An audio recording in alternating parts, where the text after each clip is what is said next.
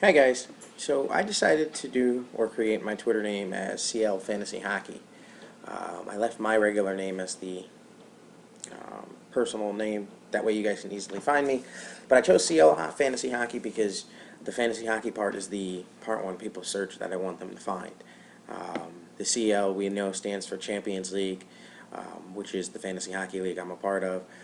But really, the way my Twitter account is set up, it's really going to be more for fantasy updates, not just our fantasy league, but fantasy updates, and that's where it's really going to differ a little bit from Facebook. Facebook is predominantly just for our league because they're my personal followers, and I can really control who are friends or finds my page. On Twitter, I don't really mind so much. It has really doesn't have very much of a connection for me. The reason I left my name, though, is for everyone in the class to find me. But this is going to be really more about fantasy hockey in general. For instance, you'll see my first couple of tweets. Ilya Bryzgalov was signed by Edmonton 2 nights ago. He's a goaltender. He used to play in Philadelphia. And then before that, he played for the Phoenix Coyotes, and he was really good in Phoenix, and then he struggled mightily in Philadelphia. But anyway, Edmonton signs him, and Edmonton's had some goaltending troubles for several years now. So I tweeted out, is Bryzgalov the answer in Edmonton? Philly fans would say no, but with Devin Dubnyk's, or that's who Dubnyk is, with his inconsistency, Bryzgalov can't do any worse. I also threw out fun facts.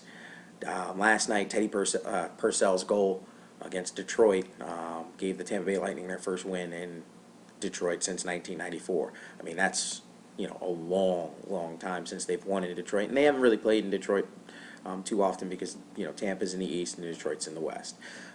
So that's a little bit of what Twitter is for me. It's going to be a little different than Facebook in that sense, where it's going to have trivia questions and then just more fantasy updates because I'm able to follow tweets of and updates of players, so I can retweet that stuff, or if I find something I can tweet it out, or if I hear something I can tweet it out along those lines where fantasy owners can come along and find the information they're looking for. When I started following people, obviously when you set up Twitter you start following a whole bunch of people, but my main follows were obviously ESPN's NHL coverage, Daily Face-Off, SportsCenter, ESPN, and the NHL, and then there's a few other ones streamed in there just because I had to flash out a little bit earlier. Pull this up. These are the first things I did when I was, went and searched to find what I was going to follow. I typed in hashtag NHL, and up came the NHL and NHL Network, and I decided I was just going to follow the NHL for now before I decided to go to NHL. But my real big follow was when I typed in fantasy hockey. This is where you find a lot of fantasy hockey updates, people's opinions, people who do this for a living on their websites. And I came across Left Wing Lock, and then obviously Daily Face-Off. Daily Face-Off is the one I use. I use this website all the time. It's probably the best fantasy update site out there. What they do is they end up scheduling, or they end up announcing and releasing the starting goalies on their website before any other site. Most of the time you have to wait like an hour before the game.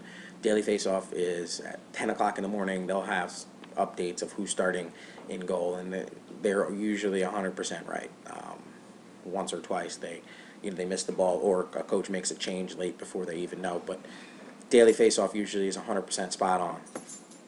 That's why I follow them. They also are quick with injury updates to let players or let people know what's going on with certain guys. I was on this site recently. I lost a player, Johan Franzen, for a little bit. He's been sick for over a couple weeks. Daily Face-Off has been keeping you up to date, and they were the first ones to let me know that Franzen went on the injured reserve, and he won't be back. We don't know when he'll be back. Fantasy, I did fantasy updates or hockey updates, and here's you'll see, Andrew, wrote Blues are up 4-0 on the Panthers, which is not a surprise because the Panthers stink. But this is where you'll find updates. People will run or announce different games, what's going on.